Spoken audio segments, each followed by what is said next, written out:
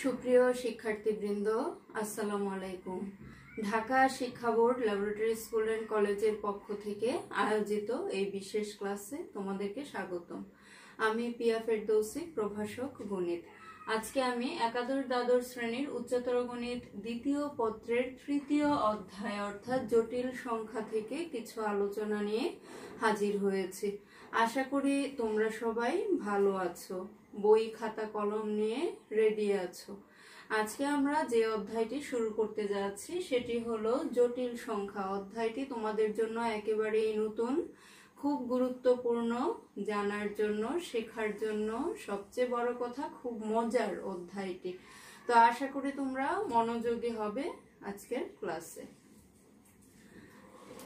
এরকম যদি আমি লিখি যে x square plus 1 is equal 0, কি লেখা যাবে? x স্কয়ার ইজ ইকুয়াল -1 বা x is equal √-1 plus value count করে। তো এমন কিছু পেলে এতদিন আমরা বলতাম যে এটি অবাস্তব, গ্রহণযোগ্য নয়। এতদিন আমরা এইটুকুতেই সীমাবদ্ধ ছিলাম। এখন আমরা জানবো যে জটিল সংখ্যা এই ব্যাপারগুলো নিয়ে কাজ করে। জটিল সংখ্যা মূলত √এর মধ্যে নেগেটিভ সামথিং থাকলে সেটি নিয়ে কাজ করে। তো এখন চলো আমরা জানবো জটিল সংখ্যা আসলে কি। এটি বলা যায় যে a প্লাস IB আকারের কোনো রাশি, এটি হলো জটিল সংখ্যা। এখানে I হলো কাল্পনিক সংখ্যার একক, যেখানে I ইজ ইকুয়াল √-1। A হলো রিয়েল পার্ট অর্থাৎ বাস্তব অংশ, B হলো ইমাজিনারি পার্ট অর্থাৎ কাল্পনিক অংশ। ওকে, এখন আমি তোমাদেরকে একটি চাঞ্চল্যকর তথ্য দিব, তোমরা অবাক হয়ে যাবে শুনে যে সকল সংখ্যাই জটিল সংখ্যা। কথাটি আমার নয়, বেশ অনেকজন গণিতবিদের গবেষণালব্ধ ফল এটি। এটি এরকম যে বাস্তব সংখ্যাগুলো জটিল সংখ্যার একটি বিশেষ রূপ, যেখানে কাল্পনিক অংশ শূন্য। যেমন এখানে খেয়াল করো শিক্ষার্থীবৃন্দ, a প্লাস IB এটি হলো একটি জটিল সংখ্যা। এখানে আমরা বলেছি a হচ্ছে বাস্তব অংশ, b হলো কাল্পনিক অংশ। এই ক্ষেত্রে a এবং b এর পরিচয় কিন্তু এরা বাস্তব সংখ্যা। ওকে, তো আমরা যদি এরকমটা করি, a এর পরিবর্তে মনে করো 3 বসালাম, প্লাস I ইন্টু b এর পরিবর্তে 0 বসালাম, ফাইনালি কি দাঁড়াচ্ছে? 3। কাজ শুরু করেছিলাম একটি জটিল সংখ্যা নিয়ে, পেয়েছি কিন্তু একটি বাস্তব সংখ্যা। কাজেই আমরা এই ব্যাপারটিকে সমর্থন করতে পারি যে সকল বাস্তব সংখ্যাই আসলে জটিল সংখ্যা। হ্যাঁ, তো আরেকটি ব্যাপার যে জটিল সংখ্যার বাস্তব অংশটি যদি শূন্য হয় তাহলে হয়ে যাবে বিশুদ্ধ কাল্পনিক সংখ্যা। ওকে, অর্থাৎ এই ক্ষেত্রে যদি a এর মান শূন্য হয় তাহলে হচ্ছে IB, তার মানে IB। এই যে IB হলো, এটিকে আমরা বলবো যে বিশুদ্ধ কাল্পনিক সংখ্যা। ওকে, আমরা বাস্তব সংখ্যার যে সেট সেটিকে প্রকাশ করতাম R দিয়ে, জটিল সংখ্যার সেটকে প্রকাশ করব এরকম C দিয়ে, এভাবে। এটি মনে রাখতে হবে। হ্যাঁ, এখন আমরা একটি ব্যাপার খেয়াল করব যে আমরা যখন সংখ্যা নিয়ে কাজ করতাম, সংখ্যা নিয়ে চিন্তা করতাম, বাস্তব সংখ্যাকে সবার টপে বসিয়ে একটি ছক করতাম, তারপরে মূলদ অমূলদ এই ব্যাপারগুলো আসতো। এখন আমরা একটু বিস্তৃতভাবে চিন্তা করব। ব্যাপারটি এভাবে আসতে পারে কিন্তু জটিল সংখ্যা। হ্যাঁ, এখান থেকে কি আসবে? বাস্তব সংখ্যা ও বাস্তব সংখ্যা। ওকে, এরপরে বাস্তব সংখ্যায় যা আছে মূলদ অমূলদ, আমরা যা যা এতদিন শিখেছি, যেভাবে শিখেছি ক্রমান্বয়ে আসতে থাকবে। আর হচ্ছে অবাস্তব যে সংখ্যা সেগুলোর মধ্যে আসতে পারে যে পিওরলি ইমাজিনারি নয়, অর্থাৎ a প্লাস আইবি আকারের জটিল সংখ্যাগুলো, আর পিওরলি ইমাজিনারি অর্থাৎ আইবি আকারের সংখ্যাগুলো। ওকে, এখন আমরা জটিল সংখ্যা জানলাম, এবার আমরা জানবো আই এর ঘাত বা শক্তি সম্পর্কে। শিক্ষার্থীবৃন্দ, তোমরা অলরেডি আই এর পরিচয় পেয়েছো। আই হচ্ছে কাল্পনিক সংখ্যার একক, হ্যাঁ, যেখানে আই এর মান হলো √(-1). এখন যদি আমি আই স্কয়ার করি তখন হবে -1, যদি করি I cube I square into I is equal কি দাঁড়াবে, তাহলে হচ্ছে -i, হ্যাঁ, কারণ হচ্ছে আই স্কয়ারের মান -1 আর আই থাকলে এরকম। এখন i⁴ কি লেখা যায়, I square into I square, তাহলে -1 ইন্টু -1 অর্থাৎ 1। ওকে, এবার যা পেয়েছি এগুলোকে যদি আমরা একসাথে যোগ করি, অর্থাৎ I plus I square plus I cube plus i⁴ কি আসবে, আই ঠিক রাখলাম, আই স্কয়ারের মান -1, আই কিউব হচ্ছে -i, i⁴ হচ্ছে 1, তাহলে +1 ইজ ইকুয়াল, খেয়াল করো, i - i বাদ গেল, -1 + 1 বাদ গেল, তাহলে হলো 0। তো এটিকে যদি আমরা ভাষাগতভাবে প্রকাশ করি, ব্যাপারটি এরকম হতে পারে যে আই এর ঘাত 4টি ক্রমিক পূর্ণ সংখ্যা হলে এদের যোগফল 0 হয়। হ্যাঁ, তোমাদের এমসিকিউতে নানানভাবে এটি কাজে লাগতে পারে। আই এর পাওয়ার সংক্রান্ত আরো একটি ব্যাপার আছে, সেটি আমি একটু দেখিয়ে দিচ্ছি। মনে করো আই এর বড় কোনো পাওয়ার, সাপোজ i⁹ কিভাবে আমরা কাজ করব, আমরা অলরেডি পেয়েছি i⁴ ইজ ইকুয়াল 1। ওকে, তো যখন এরকম বড় কোনো পাওয়ার নিয়ে আমরা কাজ করব, তখন যে কাজটি করব সেটি হলো আই এর যে পাওয়ার থাকবে তাকে 4 এর গুণিতক এরকমে প্রকাশ করতে হবে। তাহলে i⁴ 8 × i is equal i⁴ square into i, তাহলে কি হলো, এইটুকু 1 × i, তাহলে হচ্ছে i। ওকে, এখন মনে করো i⁴ 100 কি করা যাবে, i⁴ তার পাওয়ার 25, তাহলে 1 পাওয়ার 25 অর্থাৎ 1। আচ্ছা, তাহলে এভাবে এই ব্যাপারগুলো একটু স্টাডি করবে। আমরা যাচ্ছি পরবর্তী টপিকে।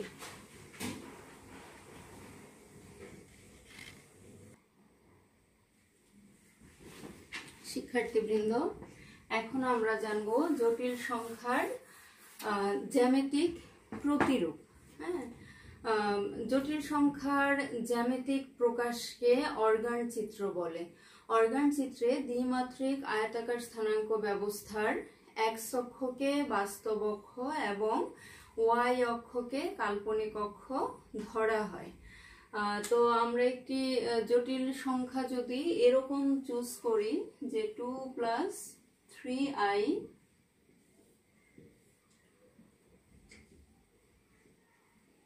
ওকে, আমরা চুজ করলাম 2 + 3i, এই যে এক্স অক্ষ ওয়াই অক্ষ, এখানে এক্স অক্ষটি হলো বাস্তব অক্ষ, অর্থাৎ যে বাস্তব অংশ সেটি স্থানাঙ্কিত করব বাস্তব অক্ষে, এই যে 2, তাহলে 1 2। এবার কাল্পনিক অংশ সেটি হচ্ছে 3, সেটি হচ্ছে ওয়াই অক্ষ বরাবর, তাহলে 1 2 3। এই যে পেলাম, এই বিন্দুটি আমরা বলতে পারবো কি 2 + 3i এই জটিল সংখ্যাটির প্রতিরূপী বিন্দু। ওকে, এখন 2 + 3i এই বিন্দুটির অবস্থান হয়েছে প্রথম চতুর্ভাগে। যদি এমন হয় যে -2 + 3i সেটি হবে দ্বিতীয় চতুর্ভাগে, -2 - 3i তৃতীয় চতুর্ভাগে, কি এটা +2 - 3i এটি হবে কি চতুর্থ চতুর্ভাগে। এখানে তোমরা একটি ব্যাপার নিশ্চয়ই খেয়াল করছো যে বাস্তব সংখ্যা প্রকাশের জন্য আমরা সংখ্যা রেখা ইউজ করতাম, যেখানে একটি লাইনই যথেষ্ট ছিল, কিন্তু জটিল সংখ্যা প্রকাশের জন্য দ্বিমাত্রিক আয়তাকার স্থানাঙ্ক ব্যবস্থাটা প্রয়োজন হয়, এটি মনে রাখতে হবে। ওকে, তাহলে এই গেল জটিল সংখ্যার জ্যামিতিক প্রতিরূপ। এবার আসো পরম মান মডুলাস।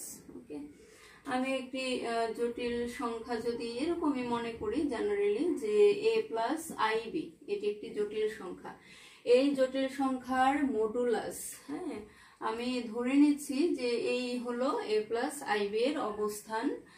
তাহলে এভাবে যদি যুক্ত করে নেই, খেয়াল করো শিক্ষার্থীবৃন্দ, এখান থেকে একটি লম্ব টানলাম, তাহলে a হলো এইটুকু অংশ, বি হলো এইটুকু অংশ। এটিকে যদি আর ধরি, এটিকে যদি থিটা ধরি, তাহলে কি হতে পারে, এই যে আর সমকোণী ত্রিভুজ চিন্তা করলে থিটা সূক্ষ্মকোণ ধরে, তাহলে আর সমান কি হবে, √, ভূমি স্কয়ার প্লাস লম্ব স্কয়ার অর্থাৎ বি স্কয়ার। তো এই যে পেলাম, এটি হলো a প্লাস আইবি এর মডুলাস। এটি অন্যভাবেও প্রকাশ করা যায়, a প্লাস আইবি এরকম মডুলাস দিয়েও প্রকাশ করা যাবে √, a square plus b square হিসেবে। ওকে, তাহলে এই গেল মডুলাস। এবার চলে আসো নতি বা আর্গুমেন্ট। নতি বা আর্গুমেন্ট সেটি জানার আগে ডিটেলস আমি একটু সংজ্ঞা আকারে বলছি, তোমরা মনোযোগ দিয়ে খেয়াল করবে। হ্যাঁ, বাস্তব অক্ষের ধনাত্মক দিক থেকে, তাহলে কোন জটিল সংখ্যার জন্য বাস্তব অক্ষ কোনটি, এক্স অক্ষ। তাহলে ক্লিয়ার যে এক্স অক্ষের ধনাত্মক, ধনাত্মক কি মূলবিন্দুর ডান দিকে। তাহলে বাস্তব অক্ষের ধনাত্মক দিক থেকে যে পরিমাণ ঘুরে সংখ্যাটিতে পৌঁছানো যায় তাকে ওই সংখ্যার আর্গুমেন্ট বলে। তাহলে আর্গুমেন্ট চিন্তা করতে গেলে এই যদি হয় একটি জটিল সংখ্যা, তো সেই ক্ষেত্রে বাস্তব অক্ষের ধনাত্মক দিক, এই যে বাস্তব অক্ষ তার ধনাত্মক দিক, এই পাশ থেকে আমি শুরু করছি, এইটুকু ঘুরে কিন্তু পৌঁছে গেলাম জটিল সংখ্যাটিতে। তাহলে এই যে থিটা, এই থিটাটি হলো a প্লাস আইবি এর কি বলবো আর্গুমেন্ট। এখন এখানে একটি ব্যাপার তোমাদের মনে রাখতে হবে যে ঘূর্ণনটা কি ক্লকওয়াইজ হবে না অ্যান্টি ক্লকওয়াইজ হবে, সেটি কিন্তু স্পষ্ট নয়, দুই ভাবেই হতে পারে। সেটি ঘড়ির কাঁটার দিকেও হতে পারে, ঘড়ির কাঁটার বিপরীত দিকেও হতে পারে। তবে আমরা যেটি খেয়াল করব, ঘূর্ণনের পরিমাণ যেভাবে কম হয়, ঘড়ির কাঁটার দিকে যদি কম হয় সেটি আমরা সাপোর্ট করব, ঘড়ির কাঁটার বিপরীত দিকে যদি হয় তখন আমরা সেটিকে সাপোর্ট করব। এজন্য যেটি বলা যায়, এজন্য যে কাজটি করা যায়, যখন কোনো জটিল সংখ্যার অবস্থান প্রথম চতুর্ভাগে হয়, খেয়াল করো এই ক্ষেত্রে যদি ঘড়ির কাঁটার দিকে ঘুরি, এটি যদি আমি আইডেন্টিফাই করলাম যে এইটুকু যেতে হবে, অর্থাৎ এই যে এইটুকু ঘোরা, হ্যাঁ, এটা হচ্ছে অ্যান্টি ক্লকওয়াইজ হলো। আর ক্লকওয়াইজ হলে আমাকে কি করতে হবে, এখান থেকে শুরু করে এতটুকু ঘুরে আসতে হবে। এখন বলো অ্যান্টি ক্লকওয়াইজে কিন্তু ঘোরার পরিমাণটা কম হচ্ছে, কাজেই সেটি আমরা নিব। তাহলে আমাদের ক্লিয়ার যে প্রথম চতুর্ভাগের বেলায় অ্যান্টি ক্লকওয়াইজ ঘুরবো আমরা। একইভাবে দ্বিতীয় চতুর্ভাগেও সেম, যে অ্যান্টি ক্লকওয়াইজ হলে ঘোরার পরিমাণটা কম হয়। যেমন দেখো এখানে যদি হয় একটি জটিল সংখ্যার অবস্থান, এই যে অ্যান্টি ক্লকওয়াইজ হলে এখান থেকে শুধু এইটুকু আসা হলো, আর যদি ক্লকওয়াইজ হয় এই যে ঘুরে এভাবে এতটুকু, তাহলে বেশি হচ্ছে না, অবশ্যই। তাহলে আমরা দেখলাম কি কোনো জটিল সংখ্যা যদি প্রথম চতুর্ভাগে এবং দ্বিতীয় চতুর্ভাগে হয় সেই ক্ষেত্রে আমরা অ্যান্টি ক্লকওয়াইজ ঘুরবো, হ্যাঁ, এই ঘূর্ণনটাকে কাজে লাগাবো। আর যদি তৃতীয় চতুর্থ চতুর্ভাগে হয় জটিল সংখ্যা, তখন আমরা কাজে লাগাবো ক্লকওয়াইজ অর্থাৎ ঘড়ির কাঁটার দিকে। এখন ঘড়ির কাঁটার দিকে ঘুরতে গেলে যে বেসিকটি কাজে লাগবে সেটি কি, কোন হবে ঋণাত্মক, অর্থাৎ যাই নির্ণয় করি তার আগে একটা কি মাইনাস চিহ্ন দিয়ে দিতে হবে। এইটুকুই হলো ব্যাপার। তো চলো আমি চিত্র করে রেখেছি মোটামুটি। এই আর্গুমেন্ট আসলে একটু সময় নিয়ে পড়লে ভালো হয়।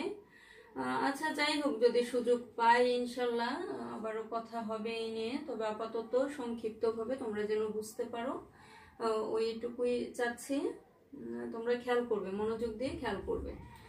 দেখো z = a + ib, এটির অবস্থান হলো কি প্রথম চতুর্ভাগে। চিত্রটা যদি করো মোটামুটি এরকম, এই হলো জটিল সংখ্যার অবস্থান, তাইলে অ্যান্টি ক্লকওয়াইজ যাচ্ছে এই থিটা। এখন আমাদের কাজ হবে এই থিটার মান নির্ণয় করা। থিটার মানটাই কিন্তু অ্যাকচুয়ালি আর্গুমেন্ট। তো আবার আমরা এই চিত্রে ব্যাক করছি। ওকে, এই ধরো আনুমানিক একটা ব্যাপার এরকম, এইটুকু হচ্ছে a, এইটুকু হচ্ছে b। হ্যাঁ, এটি হচ্ছে a + ib। তো আগের মতোই এখানে এইটুকু হলো থিটা, তাহলে আমরা কি বলবো, tan থিটা = লম্ব বাই ভূমি, অর্থাৎ b/a। শিক্ষার্থীবৃন্দ, এক্ষেত্রে একটি কথা না বললেই না যে এই অংশটাকে তোমরা একটু মডুলাস দিবে। মডুলাস না দিলে হয় কি, চিহ্ন সংক্রান্ত নানান জটিলতায় তোমরা আর্গুমেন্ট যথাযথভাবে পাবে না। এই জটিলতা এড়ানোর জন্য মডুলাসটা দিতে হয়। তাহলে দিলে tan থিটা = মডুলাস b/a। ওকে, এখান থেকে বা theta = tan inverse b/a modulus. এই যে টার্ম, এটি হলো বিপরীত ত্রিকোণমিতিক ফাংশন, তোমাদের দ্বিতীয় পত্রের ত্রিকোণমিতিতে আছে। ওকে, তো এভাবে আমরা থিটার মান বের করলাম। খেয়াল করে tan ইনভার্স b/a, এটাই হলো প্রথম চতুর্ভাগে অবস্থিত কোনো জটিল সংখ্যার আর্গুমেন্ট। এবার আসো, যদি দ্বিতীয় চতুর্ভাগে অবস্থিত হয় তখন এই যে দেখো এইটুকু ঘুরে আসলো, তাহলে এই থিটার পরিমাণটা নির্ণয় করব। এখন আমি যদি এমন কাজটা করি যে এই কোণটা পাই থেকে বাদ দিয়ে দিই, তাহলেই কিন্তু হয়ে যায়। আর এই কোণটা কিভাবে করতে পারি, একই ব্যাপার, tan ইনভার্স মডুলাস b/a, অর্থাৎ এইটুকু কোণ, এই যে অংশ, এই কোণটার পরিমাণ, এটা হলো tan ইনভার্স মডুলাস b/a। ওকে, তাহলে এই থিটার পরিমাণ আমি কিভাবে পেতে পারি, পাই মাইনাস tan ইনভার্স b/a। তাহলে দ্বিতীয় চতুর্ভাগে হলে আর্গুমেন্ট হবে এরকম।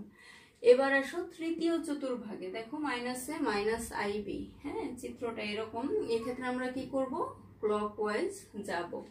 তো এই যে ঘূর্ণনের ফলে এইটুকু, এই থিটার মানটা বের করব। আগের মতোই ব্যাপার, এখান থেকে শুরু করে যদি এইটুকু পর্যন্ত আসতাম, পাই মাইনাস এই অংশ tan ইনভার্স b/a।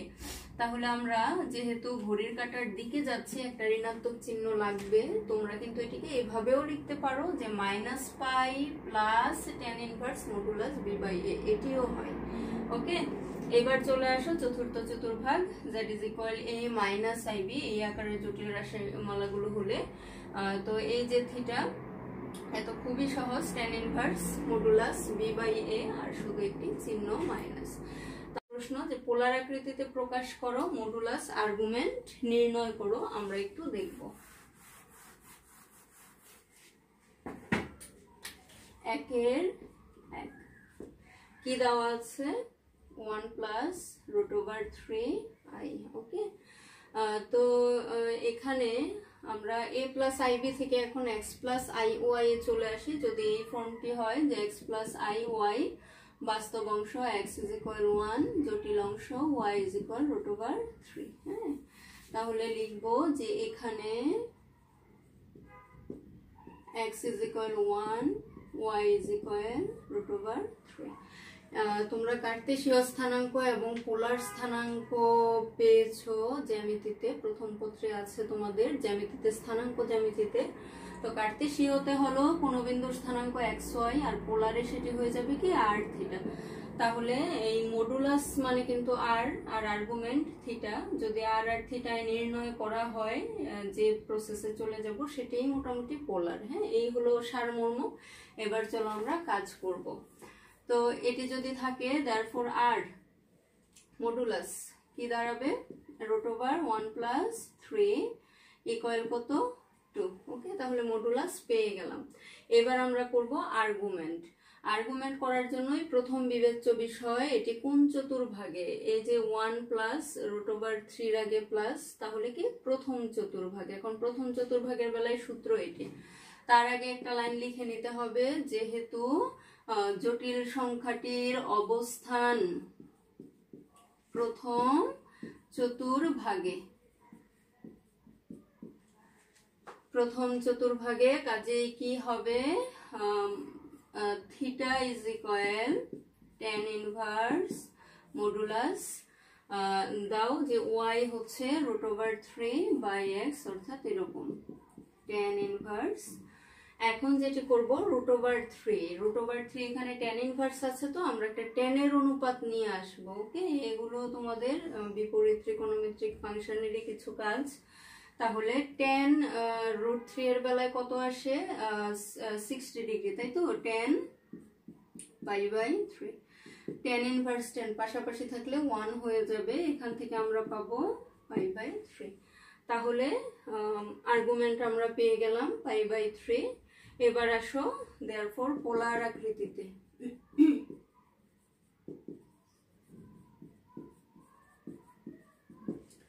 পোলার আকৃতিতে কি লেখা যাবে, 1 + √3i ইজ ইকুয়াল, এভাবেও লিখতে পারো, অথবা সরাসরি যে পোলার আকৃতিতে কি হয় সেটি লিখে দিলেও হয়ে যাবে।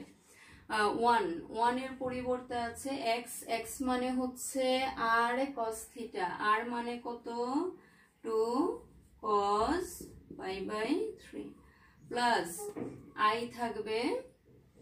এরপরে কি করব, y, এই যে √3 এটিকে যদি আমরা y কাউন্ট করি, y হচ্ছে r sin থিটা, তাহলে i × 2 sin π/3 ইজ ইকুয়াল, একটা 2 কমন নেওয়া যায়, cos π/3 প্লাস i sin π/3।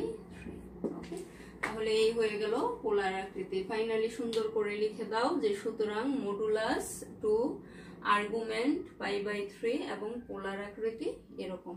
ওকে, 2 এ যেটি আছে খেয়াল করো শিক্ষার্থীবৃন্দ, -1 + √3i, এটি কিন্তু দ্বিতীয় চতুর্ভাগে, তাই না? দ্বিতীয় চতুর্ভাগে যদি হয় আমাদের আর্গুমেন্ট, তোমরা কিন্তু মডুলাস পারবে, একই ব্যাপার, ওই যে 2 চলে আসবে। হ্যাঁ, আর্গুমেন্টটা দেখিয়ে দিচ্ছি, pi minus tan inverse modulus b/a। এখন এই tan ইনভার্স মডুলাস b/a এইটুকু করলে কিন্তু π/3 চলে আসবে আগের মতোই। তাহলে পাই মাইনাস π/3 করলে যা হবে সেটাই হচ্ছে আর্গুমেন্ট। তাহলে মডুলাস পেলা, আর্গুমেন্ট পেলা পোলার স্থানাঙ্কে, অর্থাৎ পোলারে প্রকাশ আশা করি করতে পারবে। ওকে, তো তোমরা 2 নম্বরের এটি করবে। আমি এখন বর্গমূলটি নির্ণয় করে দেখাচ্ছি। আমাদের আজকের ক্লাসের সর্বশেষ যে টপিক সেটি হচ্ছে বর্গমূল। তার আগে বলে নিতে চাই যে কোনো একটি জটিল সংখ্যার বর্গমূল সেটিও একটি জটিল সংখ্যা। থিওরি হিসেবে এইটুকুই থাকছে, বাকিটুকু আমরা ম্যাথমেটিক্যালি দেখব। ওকে,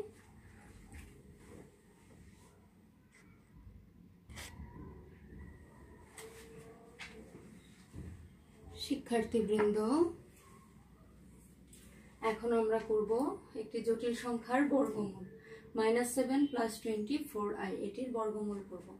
তো ধরে নিলাম বর্গমূল মানে √(x + iy), তাহলে √(-7 + 24i = x + iy আমরা ধরে নিলাম। লাভটা কি হলো, x এর মান y এর মান নির্ণয় করে এখানে বসিয়ে দিলেই আমাদের বর্গমূলটা হয়ে যাবে। ওকে, উভয় পক্ষে বর্গ করলাম।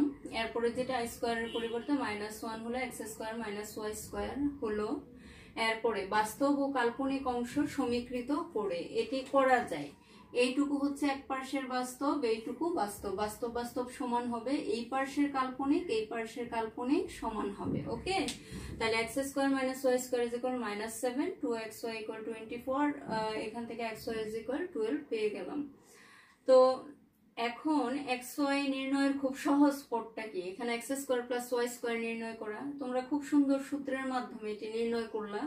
3 নম্বর সমীকরণে আমি লিখেছি x² + y² = 25। তোমাদের মনে প্রশ্ন হতে পারে যে x² + y² এর হোল স্কয়ার 625, এখান থেকে x² + y² 25 কিভাবে লিখলাম, প্লাস মাইনাস কেন লিখলাম না? খুব সহজ উত্তর, যে এখানে x একটা বাস্তব সংখ্যা, y একটা বাস্তব সংখ্যা, তাহলে x এর বর্গ যোগ y এর বর্গ সেটা অবশ্যই একটি ধনাত্মক সংখ্যা হবে। এখানে প্লাস মাইনাস দেওয়ার না আছে কোনো যৌক্তিকতা, না আছে কোনো প্রয়োজন। আশা করি বুঝাতে পেরেছি। এরপরে যেটি 1 আর 3 এই দুটা যোগ করো, যোগ করলেই x এর মানটা +-3 চলে আসে, 1 থেকে 3 বিয়োগ করলে y এর মানটা +-4 চলে আসে। কাজেই নির্ণেয় বর্গমূল √3 + এটি হলো জেনারেল। হ্যাঁ, যে কোনো জটিল সংখ্যা থাকলে তোমরা এই প্রসেসে বর্গমূল নির্ণয় করতে পারবে। আরেকটি আছে শর্টকাট বিকল্প পদ্ধতি, সেটি কিন্তু আবার সবগুলোতে মিলাতে পারবে না, তবে এই প্রসেসটিও মাথায় রাখবে এমসিকিউর জন্য, অথবা যদি ছোটখাটো কোনো জটিল সংখ্যা হয় সুন্দর আকৃতির যেন চাইলে করতে পারো, এইটুকু। ওকে, তো বিকল্প পদ্ধতিটি এরকম -7 + 24i -7, এটিকে আমি মিলালাম 9 - 16, -7 থাকছে, আর 24i ঠিক রাখছি। এরপরে 9 কে লেখা যায় 3 স্কয়ার, আর এখানে মাইনাসের জন্য i স্কয়ার, মানে কত? -1, আর 4 বর্গ করলে 16। আশা করি এইটুকু তোমরা মিলাতে পারছো। আর 24i এই টার্মটিকে 2, এই যে 3 হলো a, 4i হলো b, তাহলে এভাবে 2ab আকারে লিখলাম 24i। এরপরে হলো 3 + 4i স্কয়ার, এরপরে যদি উভয় পক্ষে বর্গমূল করো √-7 + 24i ±3 + 4i। তো দ্বিতীয় পদ্ধতিটিও মনে রেখো, কারণ অনেক সময়ই কাজে লাগে সময় বাঁচানোর জন্য। তো এভাবে আজকের ক্লাসে আমরা যা শিখলাম, তোমরা তোমাদের জটিল সংখ্যা অধ্যায়টির শুরুতে যে আলোচনাগুলো আছে তোমরা খুব মনোযোগ দিয়ে আলোচনাগুলো পড়বে, এখান থেকেও কিন্তু প্রশ্ন হতে পারে। ওকে, এরপরে হচ্ছে কোনো জটিল সংখ্যার পোলার আকৃতিতে প্রকাশ, মডুলাস, আর্গুমেন্ট নির্ণয়, বর্গমূল নির্ণয় বই থেকে প্র্যাকটিস করবে। আগামী ক্লাসে এরপর থেকে আমরা পড়ব। ততদিন ভালো থাকো সবাই, আল্লাহ হাফেজ।